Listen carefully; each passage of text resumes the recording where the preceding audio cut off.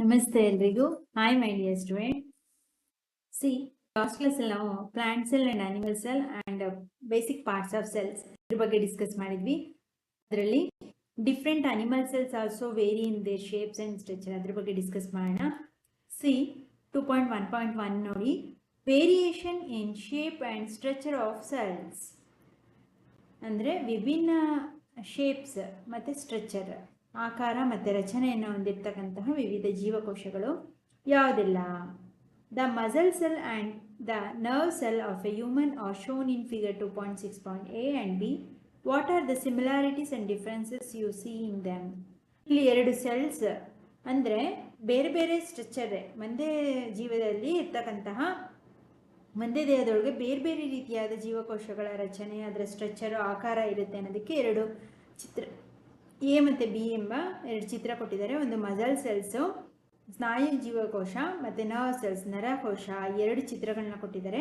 ಇವೆರಡರಲ್ಲೂ common ಆಗಿ ಏನು ಕಾಣ್ತಿದೆ ಆ್ಯಂಡ್ ಡಿಫ್ರೆಂಟ್ ಸೆಲ್ಸ್ ಏನಿದೆ ಅಂತೇಳಿ ಕಂಡುಹಿಡೀರಿ ಅಂತ ಹೇಳ್ತಿದ್ದಾರೆ. ಡಿಫ್ರೆಂಟ್ ಸೆಲ್ಸ್ ಇನ್ ಹ್ಯೂಮನ್ಸ್ ಅಂದರೆ ಇವೆರಡರಲ್ಲೂ ಹ್ಯೂಮನ್ ಸೆಲ್ಸಲ್ಲೇ ಇರ್ತಕ್ಕಂಥ ಎರಡು ಬೇರೆ ಬೇರೆ ರೀತಿಯಾದಂತಹ ಜೀವಕೋಶಗಳು. ಎ ಮಸಲ್ ಸೆಲ್ಸ್ ಫಿಗರ್ 2.6 ಈ ಶೇಪ್ಡ್ ಲೈಕ್ ಎ ಸ್ಪಿಂಡಲ್. ಇದು ನೋಡಿ, ಮಸಲ್ ಸೆಲ್ಸ್ ಸ್ನಾಯು ಕೋಶಗಳು ದುಂಡ ಒಂದು ಕದಿಲಿನಾಕಾರದ ಉದ್ದುದ್ದವಾಗಿ ಕದಿಲಿನಾಕಾರದಲ್ಲಿ ಈ ರೀತಿ ಇದೆ, ಕದಿಲಿನಾಕಾರದ ಆಕಾರವನ್ನು ಹೊಂದಿದೆ. And spindle in while A nerve cells, ಆದರೆ ಸ್ಪಿಂಡಲ್ ಶೇಪ್ ನರಕೋಶವು ಉದ್ದವಾದ ನೀಳವಾದ ರಚನೆಯನ್ನು ಹೊಂದಿದೆ. Is very long and as branches, ಹಾಗೆ ಉದ್ದವಾದ ನೀಳವಾದ ಕವಲುಗಳನ್ನು, ಈ ರೀತಿ ನೋಡಿ ಬ್ರಾಂಚಸ್, ಮರದ ಬ್ರಾಂಚಸ್ಗಳಿರುತ್ತಲ್ಲ, ಈ ಥರ ಕವಲುಗಳಿಂದ ಕೂಡಿದ ಉದ್ದವಾದ ನೀಳವಾದ ರಚನೆಯನ್ನು ನರಕೋಶ ಹೊಂದಿದೆ. Similarly some cells are round in shape, ಆದರೆ ಕೆಲವೊಂದು ಜೀವಕೋಶಗಳು ಸಾಮಾನ್ಯವಾಗಿ ದುಂಡಾಕಾರದ ರೌಂಡ್ ಶೇಪ್, ದುಂಡಾಕಾರದ ರಚನೆಯನ್ನು ಹೊಂದಿರುತ್ತೆ. While others are long and thin, ಇನ್ನೂ ಅನೇಕ ಜೀವಕೋಶಗಳು ಉದ್ದವಾದ ಚಪ್ಪಟೆಯಾದ ತೆಳುವಾದ ಜೀವಕೋಶಗಳಾಗಿರುತ್ತವೆ. The number of cells also varies in different organisms. ಇದಲ್ಲದೆ ಕೇವಲ ಸ್ಟ್ರಕ್ಚರು ಮತ್ತು ಶೇಪ್ ಮಾತ್ರ ಭಿನ್ನವಾಗಿರಲ್ಲ, ಜೀವಕೋಶಗಳ ರಚನೆ ಮತ್ತು ಆಕಾರ ಮಾತ್ರ ಭಿನ್ನವಾಗಿರಲ್ಲ, ಅವುಗಳ ಸಂಖ್ಯೆ, ಜೀವಕೋಶಗಳ ಸಂಖ್ಯೆ ಸಹ ಒಂದು ಜೀವಿಯಿಂದ ಮತ್ತೊಂದು ಜೀವಿಗೆ ತುಂಬ ಭಿನ್ನವಾದ ಜೀವಕೋಶಗಳ ಸಂಖ್ಯೆಯನ್ನು ಹೊಂದಿರುತ್ತೆ. ಈಗ ಮನುಷ್ಯನಲ್ಲಿ ಜೀವಕೋಶಗಳು ಮತ್ತು ಅವುಗಳ ಕ್ರೋಮೋಸೋಮ್ಸು ಇದೆಲ್ಲ ಮುಂದಕ್ಕೆ ಓದ್ತೀರಾ ನೀವು ಎಷ್ಟೆಷ್ಟು ಇರುತ್ತೆ ಅಂತ. Why do cells look so different from each other? ಯಾಕೆ ಒಂದು ಜೀವಕೋಶವು ಮತ್ತೊಂದು ಜೀವಕೋಶಕ್ಕಿಂತ ತುಂಬ ವಿಭಿನ್ನವಾಗಿ ಕಾಣುತ್ತೆ ನೋಡಿ. ಈ ಜೀವಕೋಶದ ಥರ ಎರಡು ನಮ್ಮಲ್ಲೇ ಇರೋದು ಮಸಲ್ಸ್, ಮಾಂಸಖಂಡಗಳಲ್ಲಿರ್ತಕ್ಕಂಥ ಜೀವಕೋಶ ಇದು. ನರ್ವ್ಸ್, ನರಗಳಲ್ಲಿ ಕಂಡುಬರ್ತಕ್ಕಂಥ ನರಕೋಶ ಇದು. ಯಾಕೆ ಅವೆರಡರ ರಚನೆಗಳು ಇಷ್ಟೊಂದು ಭಿನ್ನವಾಗಿ ನೋಡಿ, ಒಂದಕ್ಕೊಂದು ಹೋಲಿಕೆನೇ ಇಲ್ಲ, ಎರಡು ಭಿನ್ನವಾಗಿ ಕಾಣಿಸ್ತಿದೆ. ಈ ರೀತಿ ಬೇರೆ ಬೇರೆ ಒಂದಕ್ಕೊಂದು ಬೇರೆ ಬೇರೆ ರಚನೆಯನ್ನು ಯಾಕೆ ಹೊಂದಿರುತ್ತೆ? Does the shape and structure of a cell relate to its function? ಹಾಗಾದರೆ ಅದರ ಶೇಪು ಮತ್ತು ಸ್ಟ್ರಕ್ಚರು ಏನಾದರೂ ಭಿನ್ನವಾಗಿದ್ದರೂ ಅವುಗಳ ಫಂಕ್ಷನ್, ಅವುಗಳ ಕಾರ್ಯ ನಿರ್ವಹಣೆ, ಅವುಗಳ ಫಂಕ್ಷನ್ಸ್ ಏನಾದರೂ ಒಂದೇ ಥರ ಇರುತ್ತಾ ಅಂತ ಕೇಳ್ತಿದ್ದಾರೆ. ಅವುಗಳ ರಚನೆಯೇ ಬೇರೆ ಅಂದರೆ ಅವುಗಳ ಫಂಕ್ಷನ್ ಏನಾದರೂ ಒಂದೇ ಥರ ಇರುತ್ತೆ. Does the shape and structure of a cell related to its function? ಅವುಗಳ ಅವುಗಳ ಆಕಾರಕ್ಕೆ ತಕ್ಕಂತೆ ಅವುಗಳ ಕಾರ್ಯನಿರ್ವಹಣೆ, ಅವುಗಳ ಕೆಲಸ ಇರುತ್ತಾ? ಹೌದು, ಅವುಗಳ ಶೇಪಿಗೆ ತಕ್ಕಂಗೆ ಇರುತ್ತೆ. ಇದು ಈ ರೀತಿ ಶೇಪ್ ಇದೆ ಅಂದರೆ ಇದರದೇ ಆದ ಫಂಕ್ಷನ್ನ ಹೊಂದಿರುತ್ತೆ. ಇದು ಈ ರೀತಿ ರಚನೆ ಇದೆ ಅಂದರೆ ಇದಕ್ಕೆ ಆದ ತನ್ನದೇ ಆದ ಫಂಕ್ಷನ್, ಕಾರ್ಯವನ್ನು ಹೊಂದಿರುತ್ತೆ. ನೋಡೋಣ. The unique shape, size and structure of cells help them carry out the specific function. ಅಂದರೆ ಪ್ರತಿಯೊಂದು ಜೀವಕೋಶಗಳ ರಚನೆ, ಆಕಾರ, ಗಾತ್ರ ಎಲ್ಲವೂ ಸಹ ಅವುಗಳ ನಿರ್ದಿಷ್ಟವಾದ ಕಾರ್ಯನಿರ್ವಹಣೆಗೆ ಸಹಾಯವನ್ನು ಉಂಟು ಮಾಡುತ್ತೆ. ಅಂದರೆ ಅವುಗಳು ಯಾಕೆ ಆ ರೀತಿ ರಚನೆಯನ್ನು ಹೊಂದಿರುತ್ತೆ, ಯಾಕೆ ಆ ರೀತಿ ಶೇಪ್ಸ್ ಇರುತ್ತೆ ಅಂದರೆ ಅದಕ್ಕೆ ನಿರ್ದಿಷ್ಟವಾದ ಒಂದು ಕಾರ್ಯವನ್ನು ಹೊಂದಿರುತ್ತೆ. ಆ ರಚನೆ ಮತ್ತು ಅವುಗಳ ಶೇಪು ಆ ಒಂದು ನಿರ್ದಿಷ್ಟ ಕಾರ್ಯಕ್ಕೆ ಸಹಾಯವನ್ನು ಮಾಡುತ್ತೆ. But how do these cells help in performing various function in the body? Let us find out. ಹಾಗಾದರೆ ಎಲ್ಲ ಜೀವಕೋಶಗಳು ಯಾವ ರೀತಿಯ ಕಾರ್ಯನಿರ್ವಹಣೆಯನ್ನು ನಮ್ಮ ದೇಹದಲ್ಲಿ ಮಾಡುತ್ತೆ ಅಂತ ತಿಳ್ಕೊಳ್ಳೋಣ. You observed in activity 2.3 that inner cheek cells are thin and flat. ನೀವು ಈಗ ಆಲ್ರೆಡಿ ಓದಿದ್ದೀರಾ. Inner cheek cells, cheek cells ಹೇಗಿರುತ್ತೆ, ಫ್ಲಾಟ್ ಆಗಿರುತ್ತೆ, ಥಿನ್ ಆಗಿರುತ್ತೆ. ಇದ್ರ ಬಗ್ಗೆ ಎಲ್ಲಿ ನೋಡಿದ್ದೀರಾ?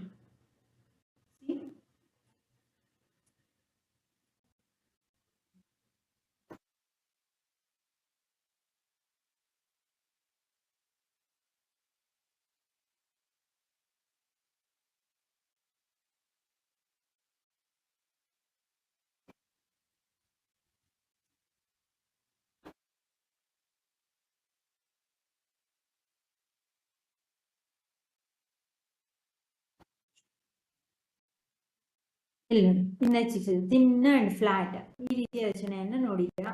ಹಾಗೆ they form a protective lining on the inner surface of the cheek. ಅಂದರೆ ನಮ್ಮ ಇನ್ನರ್ ಸರ್ಫೇಸ್, ನಮ್ಮ ಈ ಏನು ಒಳಗಡೆ ಎಷ್ಟು ಪ್ರೊಟೆಕ್ಟಿವ್ ಲೇಯರ್, ನಮ್ಮ ಈ ಒಳ ಚೀಕ್ ಏನು ನಮ್ಮ ಕೆನ್ನೆಯ ಒಳಭಾಗ ಇದೆಯಲ್ಲ, ಆ ಒಳಭಾಗದಲ್ಲಿ ತೆಳುವಾದ ಒಂದು ರಕ್ಷಣಾತ್ಮಕ ಕವಚದಂತೆ ಇದು ನಮಗೆ ಪ್ರೊಟೆಕ್ಟಿವ್ ಲೇಯರನ್ನು, ತೆಳುವಾದ ಒಂದು ಕವಚದಂತೆ ಲೈನಿಂಗನ್ನು ಹೊಂದಿದೆ ಆ ಇನ್ನರ್ ಚೀಕ್ ಸೆಲ್ಸ್ ಅಲ್ವಾ.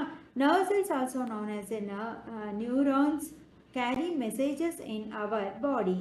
ನರ್ವ್ ಸೆಲ್ಸ್, ನರಕೋಶವೂ ಅಷ್ಟೇ, ಇದು ನ್ಯೂರಾನನ್ನು ಹೊಂದಿದ್ದು ನಮ್ಮ ಮೆದುಳಿಗೆ carry messages in our body, ನಮ್ಮ ದೇಹದ ಎಲ್ಲ ಭಾಗಗಳಿಗೂ ಸಂದೇಶವನ್ನು ತಲುಪಿಸೋದಕ್ಕೆ ಈ ನ್ಯೂರಾನ್ಸ್, ನರ್ವ್ ಸೆಲ್ಸ್ಗಳು ಹೆಲ್ಪ್ ಮಾಡುತ್ತೆ. ನ್ಯೂರಾನ್ಸನ್ನು ಹೊಂದಿದೆ ಅದರಲ್ಲಿ. The elongated shape and branches stretches helps dum reaches different parts of the body and passes on message quickly.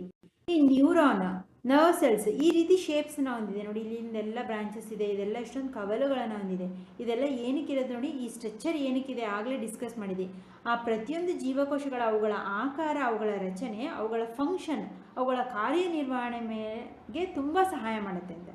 ಈ ನರಕೋಶ ಯಾಕೆ ಈ ಥರ ಬ್ರಾಂಚಸ್ ಥರ ಇದೆ ಅಂದರೆ, ನಮ್ಮ ದೇಹದ ಎಲ್ಲ ಭಾಗಗಳಿಗೂ ಈ ನರಕೋಶಗಳ ಈ ಬ್ರಾಂಚಸ್ ಇದೆಯಲ್ಲ, ಇದು ಸಂದೇಶವನ್ನು ದೇಹದ ಎಲ್ಲ ಭಾಗಗಳಿಗೆ ತಲುಪಿಸೋದಕ್ಕೆ ಈ ನರಕೋಶದಲ್ಲಿ ಈ ಬ್ರಾಂಚಸ್ಗಳು ಸಹಾಯ ಮಾಡುತ್ತಂತೆ ನೋಡಿ ಅಲ್ವಾ. ನಮಗೆ ಕಿಡ್ನಿ ಇದೆ, ಬ್ರೈನ್ ಇದೆ, ಹಾರ್ಟ್ ಇದೆ, ಕಣ್ಣು, ಕಿವಿ, ಜ್ಞಾನೇಂದ್ರಿಯ, ತಲೆ, ಬ್ರೈನು, ಇದಕ್ಕೆಲ್ಲ ಸಂದೇಶಗಳು ಹೋಗ್ಬೇಕಲ್ಲ. ಈಗ ನಾವು ಹಾವನ್ನ ನೋಡಿದ್ವಿ, ಹಾವನ್ನ ನೋಡಿದ ತಕ್ಷಣ ಅದು ಭಯ ಪಟ್ಕೊಳ್ತೀವಿ, ಅಲ್ಲಿಂದ ಓಡಬೇಕು, ಅಥವಾ ಬೆಂಕಿ ನೋಡಿದ ತಕ್ಷಣ ದೂರ ಹೋಗಬೇಕು. ಈ ಮೆಸೇಜಸ್ನೆಲ್ಲ ನಮ್ಮ ನರಕೋಶಗಳು ಮೆದುಳಿಗೆ ಕಳಿಸುವಂಥದ್ದು ಯಾವುದು, ಈ ನರಕೋಶದ ಈ ಬ್ರಾಂಚಸ್ಗಳು.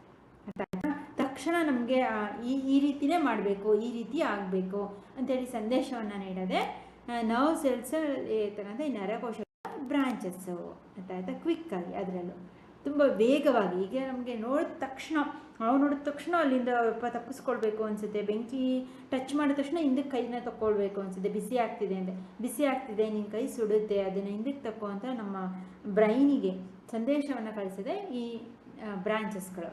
ಅರ್ಥ ಆಯಿತಾ. ನರ್ವ್ ಸೆಲ್ಸ್ನ branches. Similarly plant cells also shown variation. ಇದೇ ರೀತಿ ಸಸ್ಯ ಜೀವಕೋಶಗಳಲ್ಲೂ ಸಹ ಅನೇಕ ಬದಲಾವಣೆಗಳಿದೆ, ವೇರಿಯೇಷನ್ಸ್ ಇದೆ. In plants 2 cells may be rectangular, elongated, oval or even tube-like. ಸಸ್ಯ ಜೀವಕೋಶಗಳಲ್ಲಿ ಈ ರೀತಿಯಾದ ನೀಳವಾದ, ಆಯತಾಕಾರದ, ಕದಿರಿನಾಕಾರದ, ದುಂಡಾದ ಮತ್ತು ಕೊಳವೆ ಆಕಾರದ ಜೀವಕೋಶಗಳನ್ನು ಹೊಂದಿರುತ್ತೆ. Some plant cells form long tubes that help carry water throughout the plant. ಸಸ್ಯ ಜೀವಕೋಶಗಳಲ್ಲಿ ಕೆಲವು ನೀಳವಾದ, ಉದ್ದವಾದ ಸೆಲ್ಸ್ಗಳನ್ನ, ಜೀವಕೋಶಗಳನ್ನ ಹೊಂದಿರುತ್ತೆ. ಇದರಿಂದ ಸಸ್ಯಕ್ಕೆ ಏನಪ್ಪ ಉಪಯೋಗ ಅಂತ ಅಂದರೆ, ಸಸ್ಯದ ಎಲ್ಲ ಭಾಗಗಳಿಗೆ ನೀರನ್ನು, ವಾಟರ್ ಡ್ರಾಪ್ಸ್, ಅರ್ಥಾಯ್ತಾ, ವಾಟರ್ ಡ್ರಾಪ್ಸ್ನ, ನೀರನ್ನು ಸಸ್ಯದ ಎಲ್ಲ ಭಾಗಗಳಿಗೂ ತಲುಪಿಸೋದಕ್ಕೆ ಉದ್ದವಾದ, ಎಲಾಂಗೇಟೆಡ್, ನೀಳವಾದ ಈ ಜೀವಕೋಶಗಳು ಸಹಾಯ ಮಾಡುತ್ತೆ. ಅರ್ಥ ಆಯ್ತಾ.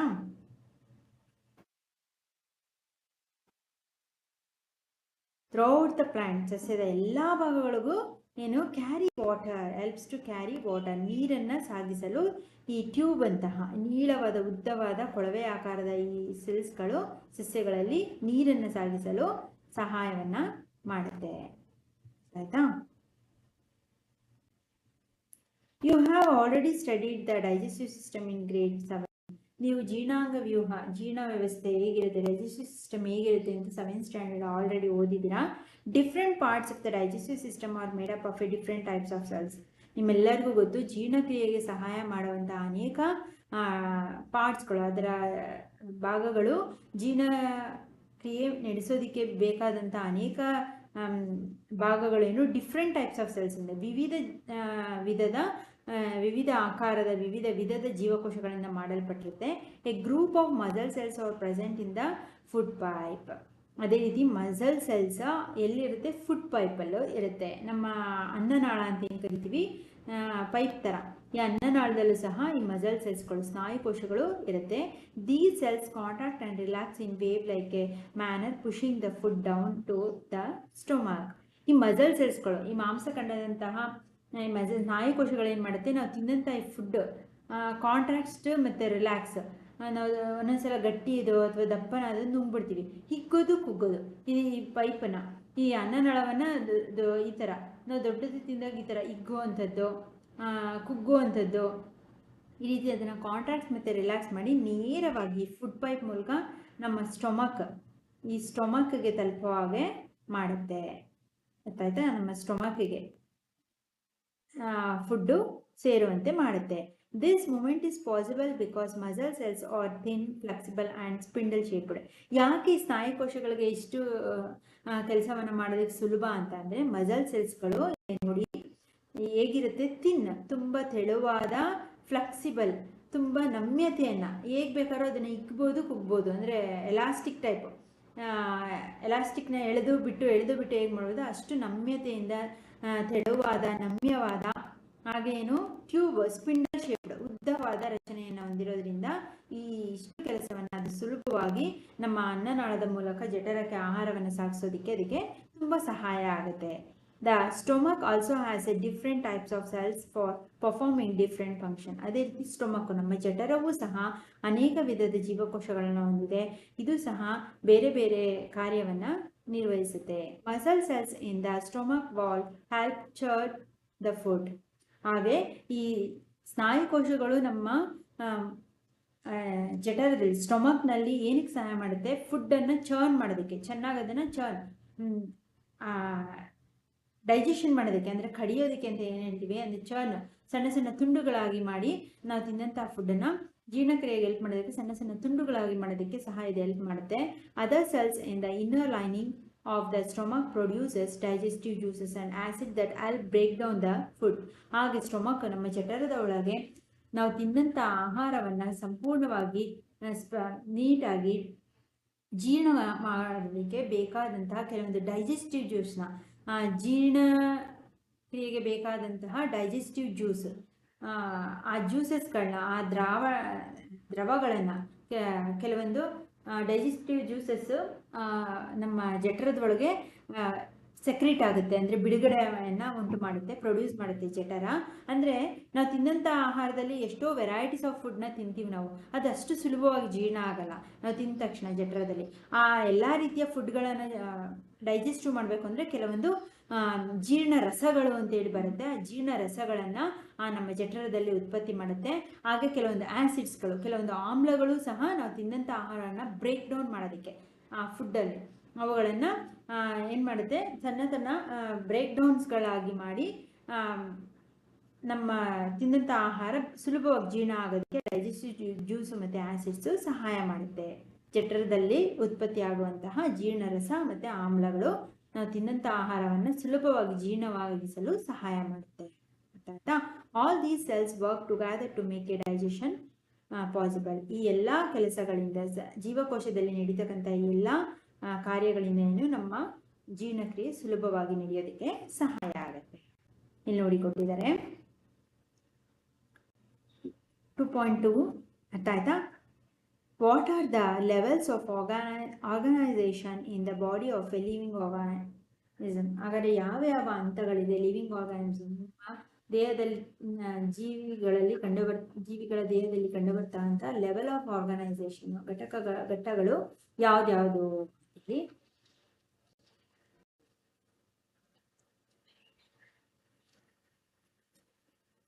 The body of living organism is organized in a complex way. ನಮ್ಮ ಒಬ್ಬ ಮನುಷ್ಯನ ಅಥವಾ ಒಬ್ಬ ಜೀವಿಯ ದೇಹದಲ್ಲಿ ಯಾವುದೇ ಮನುಷ್ಯ ಇರ್ಬೋದು ಅಥವಾ ಯಾವುದೊಂದು ಜೀವಿ ಇರ್ಬೋದು, ಪ್ರಾಣಿಗಳದ್ದು ಯಾವ ರೀತಿಯ ಪ್ರಾಣಿಗಳಾದರೂ ಆಗಲಿ, ಅವುಗಳಲ್ಲಿ ನಡೀತಕ್ಕಂಥ ಪ್ರತಿಯೊಂದು ಕ್ರಿಯೆಗಳು ಕಾಂಪ್ಲೆಕ್ಸ್ ವೇನಲ್ಲಿ ಸಂಕೀರ್ಣವಾದದ್ದು, ಅದನ್ನು ಹೇಳೋಕ್ಕೆ ಆಗಲ್ಲ. ಎಷ್ಟು ಕಾಂಪ್ಲೆಕ್ಸ್ ಆಗಿದೆ ಅಂದರೆ ನೀವು ಅಬ್ಸರ್ವ್ ಮಾಡಿ, ನಮ್ಮ ಉಸಿರಾಟ ಕ್ರಿಯೆ ಅದು ತುಂಬ ಚಿಕ್ಕದಲ್ಲ. ಎಷ್ಟು ಚೆನ್ನಾಗಿ ನಾವು ಆಮ್ಲಜನಕವನ್ನು ತೆಗೆದುಕೊಳ್ತೀವಿ, ಇಂಗಾಲದ ಡೈಆಕ್ಸೈಡ್ನ ಹೊರಗೆ ಬಿಡ್ತೀವಿ. ಅದೇ ನಮ್ಮ ಡೈಜೆಷನ್, ನಾವು ತಿಂದಂಥ ಆಹಾರ, ನಾವು ಎಷ್ಟು ವೆರೈಟೀಸ್ ಆಫ್ ಫುಡ್ನ ತಿಂತೀವಿ, ಅದೆಲ್ಲ ನೀಟಾಗಿ ಜೀರ್ಣಕ್ರಿಯೆಯನ್ನು ಮಾಡಿ ನಮ್ಮ ದೇಹದ ಎಲ್ಲ ಭಾಗಗಳು ಶಕ್ತಿಯನ್ನು ಒದಗಿಸುತ್ತೆ.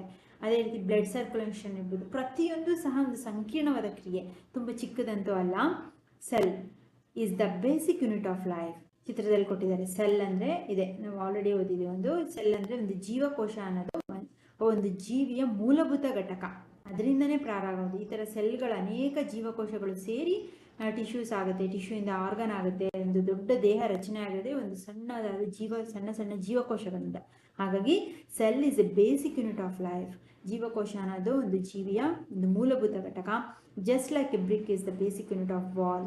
ಬ್ರಿಕ್ ಅಂದರೆ ಒಂದು ಇಟ್ಟಿಗೆಯಾದ ಸೆಲ್ಗಳೆಲ್ಲ ಸೇರಿ, ಚಿಕ್ಕ ಚಿಕ್ಕ ಜೀವಕೋಶಗಳು ಎಲ್ಲ ಸೇರಿ ಒಂದು ಬ್ರಿಕ್, ಇಟ್ಟಿಗೆಯಾದ ಅಂತೆ ರಚನೆಯನ್ನು ಮಾಡಿ ಒಂದು ದೊಡ್ಡ ವಾಲ್, ಗೋಡೆಯಂತೆ ನಿರ್ಮಿಸುತ್ತೆ ಈ ಸೆಲ್ಗಳು. A group of similar cells form a type of tissue. ಈ ಗ್ರೂಪ್ ಆಫ್ ಸೆಲ್ಸ್ನ ಏನಂತ ಕರಿತೀವಿ ಅಂದರೆ ಟಿಶ್ಯೂ. ಅಂದರೆ ಅನೇಕ ಜೀವಕೋಶಗಳು ಸೇರಿ ಅಂಗಾಂಶ ಟಿಶ್ಯೂವನ್ನು ಉಂಟು ಮಾಡುತ್ತೆ. ಸಣ್ಣ ಸಣ್ಣ ಈ ಜೀವಕೋಶಗಳೇನು ಒಂದು ವಾಲನ್ನು, ಒಂದು ಗೋಡೆ ಅಂತ ಈ ರೀತಿ ಲೇನ್ ತೋರಿಸಿದರೆ ಈ ರೀತಿ ರಚನೆಯನ್ನು ಮಾಡುತ್ತೆ. ಇದನ್ನು ನಾವೇನೇನು ಕರಿತೀವಿ, ಅನೇಕ ಜೀವಕೋಶಗಳನ್ನು ಹೊಂದಿರತಕ್ಕಂತಹ ಈ ಗುಂಪಿಗೆ ಟಿಶ್ಯೂ. ಅಂದರೆ ಸಿಂಪಲ್ ಆಗಿ ವಾಟ್ ಈಸ್ ಟಿಶ್ಯೂ ಅಂತ ಕೇಳಿದ್ರೆ ಎ ಗ್ರೂಪ್ ಆಫ್ ಸೆಲ್ಸ್. ಇದರಲ್ಲಿ ಅನೇಕ ಜೀವಕೋಶಗಳಿದೆ, ಸಣ್ಣ ಸಣ್ಣ ಜೀವಕೋಶಗಳು. ಅರ್ಥ ಆಯ್ತಾ? ಈ ಥರ ಒಂದು ಜೀವಕೋಶಗಳ ಗುಂಪಿಗೆ ಏನಂತ ಕರಿತೀವಿ, ಟಿಶ್ಯೂ ಅಂತ ಕರಿತೀವಿ. ಅರ್ಥ ಆಗ್ತಿದೆಯಾ? ಜೀವಕೋಶಗಳ ಗುಂಪಿಗೆ ಸಿಮಿಲರ್ ಸೆಲ್ಸ್ ಅಂತ ಕಟ್ಟಿದ್ದಾರೆ, ಅಥವಾ a group of a similar cells form a type of tissue. What is tissue ಅಂದರೆ a group of a cells is called a tissue ಅಂತೇಳಿ ನೀವು ಆನ್ಸರ್ ಮಾಡ್ಬೋದು.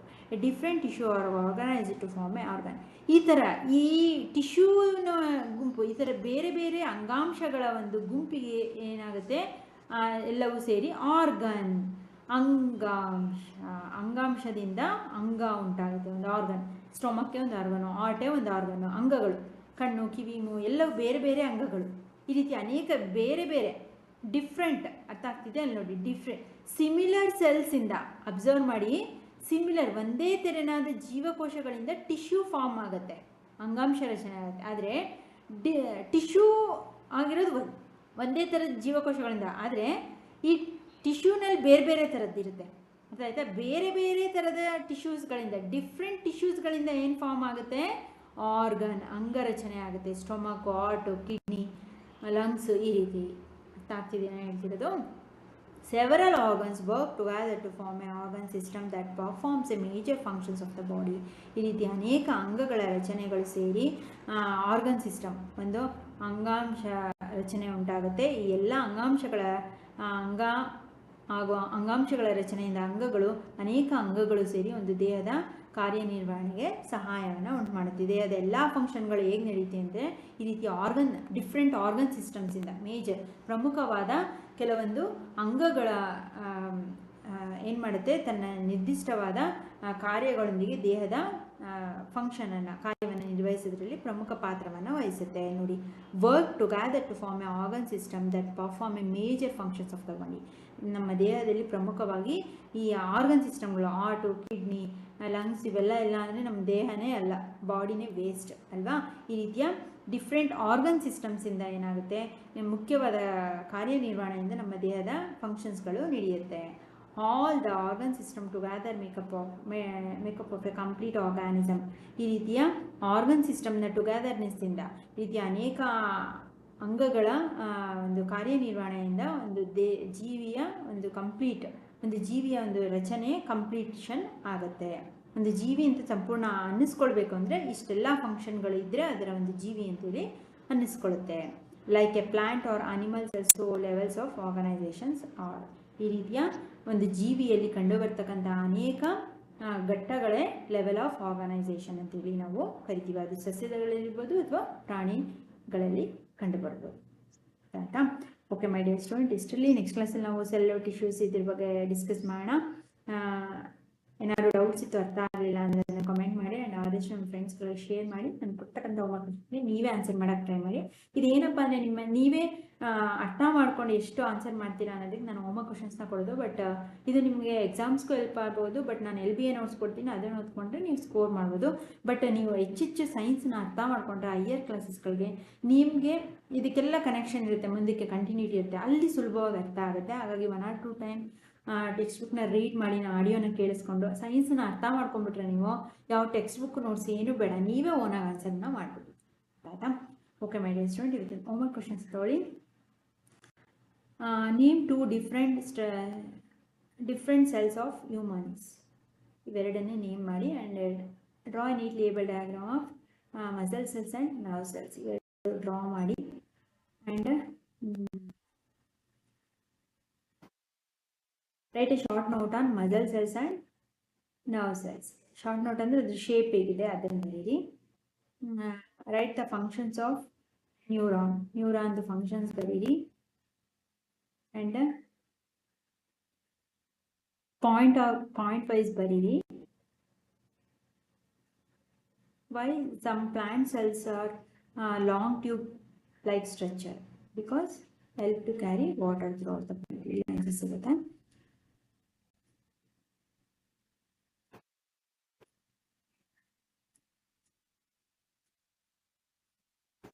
Why our food pipe is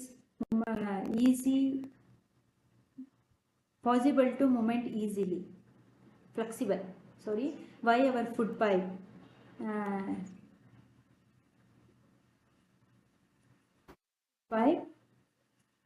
is movement flexible?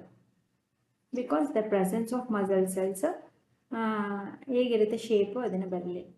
Because the muscle cells are thin and flexible, spindle shaped. And because illé sigute possible illé sigute answer. How our stomach, write the functions of stomach.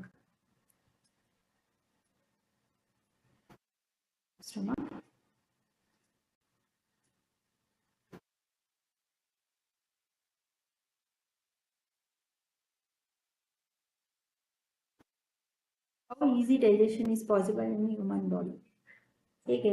Easy digestion ಆಗುತ್ತೆ. Because the stomach produces the digestive juice and acids helps to break down the food. And what is cell? What is the basic unit of living organism? Define tissue, define organ, and define organ system. And write the level of organization. Idishne level of organization. Write the level of organization in plant cells and the cell and tissue organ. Okay, my dear students, next class I'll continue. Thank you.